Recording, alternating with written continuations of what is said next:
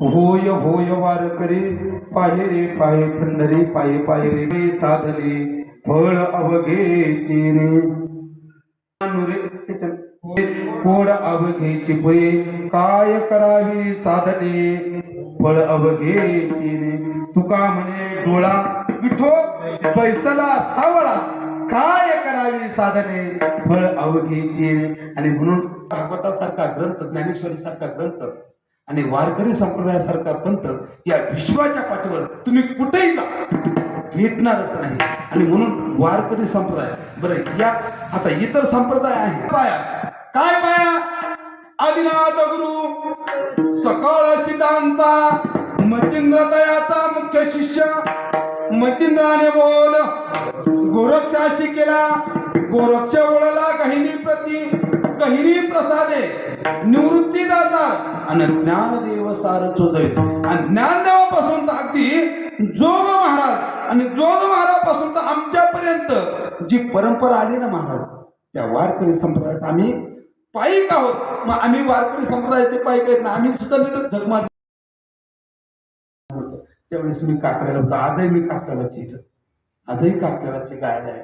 आणि वारकऱ्याची साथ नाही महाराज भगवान परमात्मा विश्व निर्माण केले तो भगवान परमात्मा त्या वारकऱ्यांच्या सहवासात राहतो. म्हणून होय होय वारकरी पाहे पाहे रे पंढरी म्हणून जनतांचं ऐकतं सगळ्यांनी अगदी मोठ्याने कोणी आळस न करता ज्याला भगवान परमात्म्याने मुख दिले ना त्या आता बघा इथं टाळीवर पर्जन्य हा अगदी सप्ताह चालू आहे आणि त्या सप्ताहामध्ये अगदी वरुण राजाने आगमन केलेले म्हणून सगळे वारकरी आनंदित आहेत म्हणून विनंती करतो. आणि ज्या संतांनी आपल्याला हा मार्ग दाखवला साहेब जे एकदा दर्शन घेतो आणि पुनश्च भगवान परमात्म्याला विनंती करतो की या सर्वांचं आयुष्य सुखाचं समृद्धीचं भरभराटीचं जावं. भगवान परमात्मा त्यांना यश ऐश्वर आणि औदार्य प्राप्त करो. आणि अशीच अविरतपणे जशी मानाजी बाबांनी अविरतपणे देशाची सेवा म्हणजे अगदी विश्वाची सेवा केली आणि आज ती कीर्ती अजरामर राहिली हे पवार